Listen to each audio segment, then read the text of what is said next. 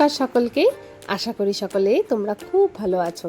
জানো তো, আজ সকাল থেকে আমি একটা পার্সেলের জন্য অধীর আগ্রহে অপেক্ষা করছিলাম। অবশেষে বিকেলবেলায় সেই পার্সেলটা এসে উপস্থিত হয়। এই সেই পার্সেল আমি কোনো রকম রিসিভ করে সোজা নিয়ে গেছি ঘরে এটাকে আনবক্সিং করব বলে। আমি এটার জন্য খুব এক্সাইটেড। একদিন কোনো আনবক্সিং ভিডিও তোমাদের সঙ্গে আমি শেয়ার করিনি, আজকেরটা অবশ্যই করব, কারণ আজকেরটা না খুব স্পেশাল আমার কাছে।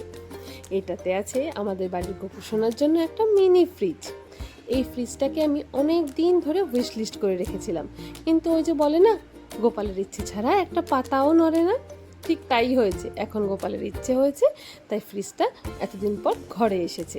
এই ফ্রিজটা আরেকটা সুবিধাও আছে, একটা ওয়ার্ম অপশানও আছে, যাতে শীতকালে গোপালের জন্য জল গরম করা বা গোপালের খাওয়ার জল গরম করা এটাও করে নেওয়া যেতে পারে।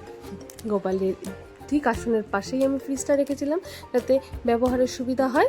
এই দেখো, ভেতরে দুটো সেলফও আছে আর ডোরও একটা সেলফ আছে। জানো তো, গোপালের ফ্রিজটা কেনা এই কারণেই যে গরমকাল হলেই গোপালের যে সন্দেশগুলো এনে রাখা হয় ঘরে, সেগুলো না নষ্ট হয়ে যায়। আর তুলসী পাতা ফুলের কথা নাই বললাম, আমি চটপট ফ্রিজটাকে মুছে ওর মধ্যে ঘরে এনে রাখা প্রসাদ, ফুল, আর যেটা সব থেকে বেশি নষ্ট হয় তুলসী পাতা, ওটাকেও রেখে দিয়েছি।